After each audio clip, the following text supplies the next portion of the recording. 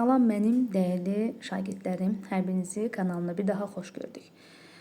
Bugün salamlayacağım şagirdlərim Həbibli Nəzrin, gözəl balamıza salamlarımı göndərirəm. Bəşirova Dəniz qızıma, Məhərrəmli Əliyə buradan salamlarımı göndərirəm. Deməli Qasımova Aygün Ucar rayon 4 nömrə tam orta məktəbə, həm kollektivinə başda da Qasımova Aygün olmaq şərtlə bütün 6-cı siniflərimə salamlarımı göndərirəm. Qulliyeva Aysu qızımıza, Həsənova Firuzəmə, Oruçlu İnci qızıma, Əlisoy Elif, görün nə maraqlı adı var, Reyhanə balamıza sadəcə soyad qeyd etmədiyi üçün bu qaydada yazdım. İsmailzadə Nəzrin, Züleyxa və Zəhra, yəqin ki onlar bacıdırlar. Hər birini Allah qorusun. Hər birinizə salamlarımı göndərirəm. Hüseynova Humay, Piriyeva Zəhra və Güldəstə qızımıza salamlarımı göndərirəm. Belə adlar görəndə həqiqətən mənə belə deyək də yaxşı bir hiss gəlir. Sevinirəm ki, belə qədim adlarımızı, əsl Azərbaycan adlarını qoruyub saxlayırlar. Çox gözəl adlardır bu arada və salamlarımı göndərirəm Həkimova Məlikə və Hüseynova Zəhra balamıza.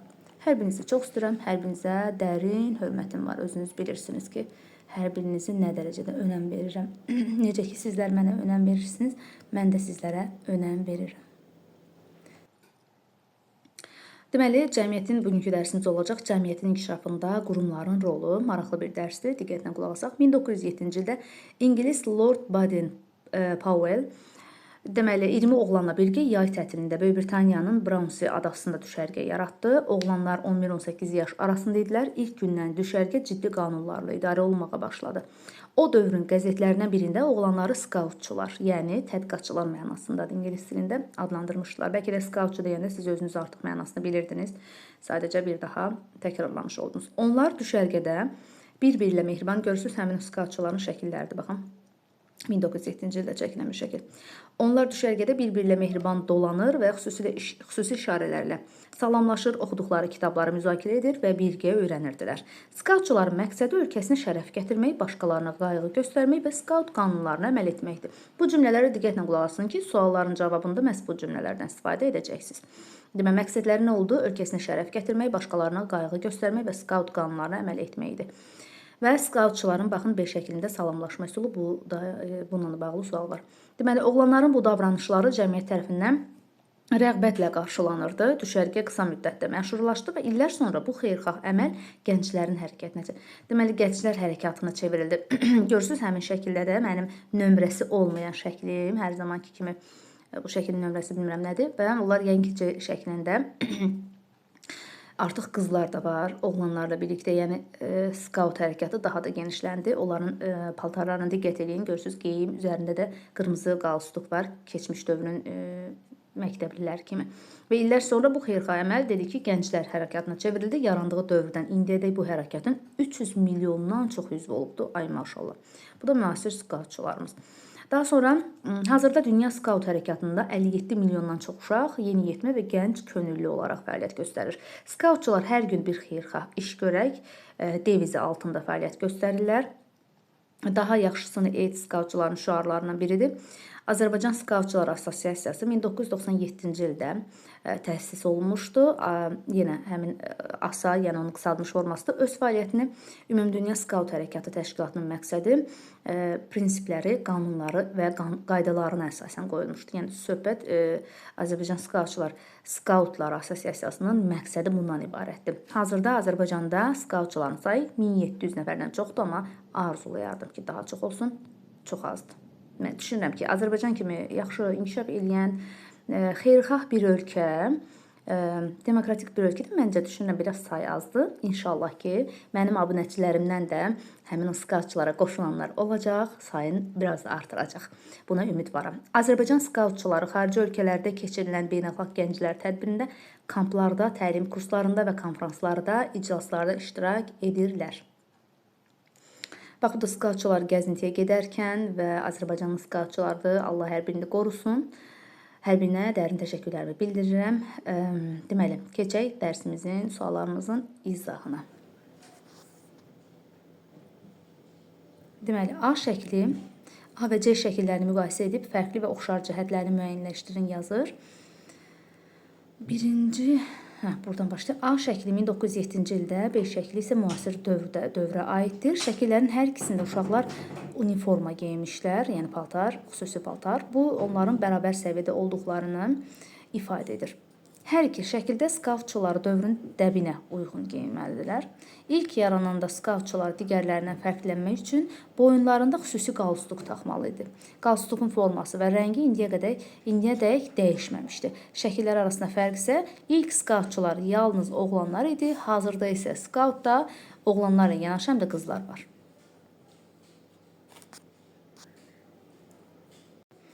Növbəti sualımızda skaut hərəkatının başlaması və müasir dövrə qədər davam etməsi səbəb nə ola bilər? Uşaqlar, ola bilsin ki, nömrə sıralamanı düz eləməmişəm, oradan-buradan yerləşdirmişəm sualları, amma siz özünüz kitabla əlaqələndirəcəksiniz, yəqin ki, ona uyğun baxacaqsınız nömrələrini dəftərinizdə qeyd edərsiniz. Deməli, skautçular xeyirxah əməllər etdiklərinə görə və yaxud da öz ölkələrinə şərəf gətirmək üçün çalışdıqlarına görə bu səbəbi yaza bilərsiniz. Nəyə görə davam edir, bu dövrə qədər davam edir, yaxşı insanlar, yəni yaxşı əməlləri ilə hər zaman davam edirlər. Onsuz ki, dünya nə qədər pisləşsə də, yaxşı insanlar var.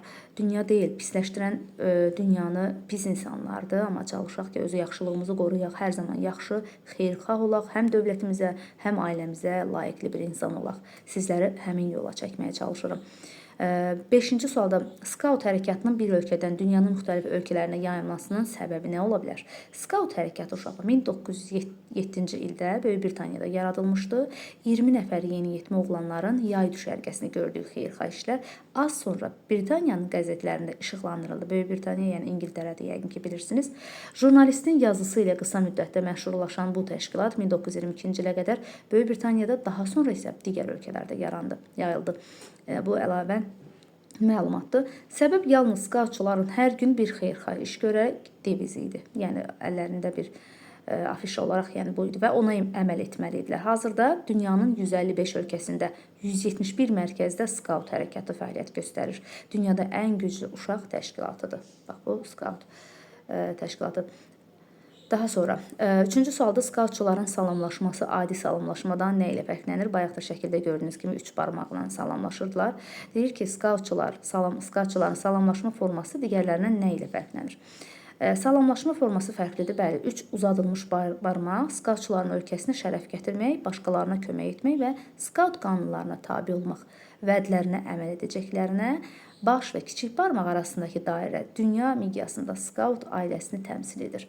Siz bunları istədiyiniz, belə deyək də, Google-dan da axtarış edə bilərsiniz, araşdıra bilərsiniz, əlavə nəsə istəsəniz yaza bilərsiniz. Verdiyim cavablar bunlardır. Çalışın, özünüz yazın. Çalışın. Bu mövzu biraz fərqlidir, özünüz yaza bilməlisiniz, istərsiniz, araşdırmalısınız və yaxud da mətndən istifadə edə bilərsiniz. Mətndə kifayət qədər məlumat var. Bu sual yaşlılarınız arasında skaut hərəkatına üzvü olan varmı? Bu artıq şəxsi sualdır. Şəxsi özünüz buna cavab verə bilərsiniz. Hə və yaxud da yox və yaxud da kimlərdir? Bunlar haqqında yaza bilərsiniz. Deməli, D şəklindəki şüar daha yaxşısını et mənasını verir. Bu tipli atalar sözləri çoxdur. Yaxşılıq nur gətirər, xeyirxah, xeyir işə yaxın ol, şər işdən uzaq ol, yaxşılıq qapı açar və digərləri. D şəklində şüar isə F arasında hansı əlaqə vardır sualına belə cavab verə bilərsiniz ki, F şəklində uşaqlar hansısa tədbirə gedirlər. Skautçular ola bilsin ki, hər hansı məktəbə gedib orada kitabxananı qaydaya salacaqlar. Uşaqları əyləndirmək, onları sevindirmək üçün uşaq evlərinə gedə bilərlər. Qocalar ilə söhbətləşmək, onlara kömək etmək üçün qocalar evinə gedə bilərlər. Əskərlərlə görüşmək üçün hospitala gedə bilərlər və s. Yəni bunları öz fikirlərinizlə yaza bilərsiniz. Hansı istiqamətdə gedəcəklər, yaxşılıqlarını hansı istiqamətdə edəcəklər, onları özünüz də yaza bilərsiniz. Hər zaman xeyirxah iş görən insan unudulmur bu dünyada uşaqlar. Yaxşılıq eləyin. Yaxşılıq eləyəndə istərsiniz insan bir yüngülləşir, sanki özünü çox xoşbəxt hiss eləyir. İnsanda yaxşılıq hissi gərək ailədə formalaşsın. Ətrafdan da çox şey asılıdır. Çalışın ətrafınız yaxşı insanlardan ibarət olsun. 7-ci sualda Y şəklinə əsasən E şəklində, yəni işarələrin nəyi bildirdiyinə dair fikirlərinizi söyləyin. E şəklində Azərbaycan Skautlar Təşkilatının emblemidir. Emblemdə milli naxış üzərində Azərbaycan Respublikasının bayrağının rəngləri təsvir edilmişdir. Yəni, fikirlərimiz bu ola bilər ancaq. 9-da siz öz təşkilatınızı necə yaradardınız? Bu da şəxsi bir sualdır. İstədiyiniz formada təşkilatınızı yarada bilərsiniz. Məsələn, ixtisaslı komanda, fədakar, savadlı və innovativ insanlar cəlb olunmalıdır bu işə. İşçilər üçün mütəmadi inkişaf imkanları yaradardım. Yəni özün işçi olsan nə eləyərdin, nə istəyərdin olsun? Müdirin, patronun nə istəyərdin, elə hansı şəraitləri yəni yaratsın sənin üçün? Kiçik, çevik komanda, lider, menecerlər, vəzifə bölgüsünü aydın şəkildə müəyyən edərdim. Yəni öz vəzifəsini bildikdən sonra ortada problem qalmaz. Hər bir işçinin kifayət qədər yəni öz əmək haqqlarını versən, vaxtında versən, komandanız fədakar, savadlı olsa, təbii ki, şirkətin də, təşkilatın da super olar. Məktəblinin dostu layihəsi haqqında nə bilirsiniz? Yəqin ki, bir çoxlarınızın məktəbində var. Məktəblinin dostu şagirdlərin sosial həyatına necə təsir edir? Boş-boşuna bu təşkilatda yaradılmayıb, bu layihə yaradılmayıbdır təbii ki. Məktəblinin dostu Azərbaycan Respublikası Elm və Təhsil Nazirliyinin yeni layihəsidir. 2016-cı ildə yaradılmışdır. Sosial-emosional dəstək. Şagirdlərin özlərini məktəbdə təhlükəsiz, rahat hiss eləmələrinə kömək edir. Problemlərin vaxtında həlli üçün valideynlər və müəllimlərlə əməkdaşlıq edilir. Əsas məqsədi təhsil prosesini dəstəkləməklə bərabər sosial-psixoloji mühitin yaxşılaşdırılmasıdır. Dərsimiz bundan ibarət idi.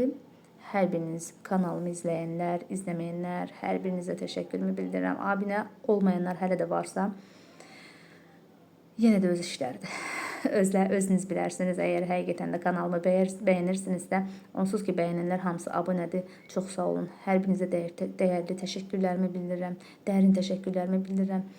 Hər birinizi çox istəyirəm. Siz şərhlərdə yazırsınız, sizi çox istəyirik, amma onu bilin ki, mən də bir-birimizi görmədiyimiz halda həqiqətən bu hörmət yarana bilirsə, nə xoş mənə. Bu sevgi yarana bilirsə, mən ən xoşbəxt insanım. Çox sağ olun. Gələn dərsimizdə görüşmək üzrə.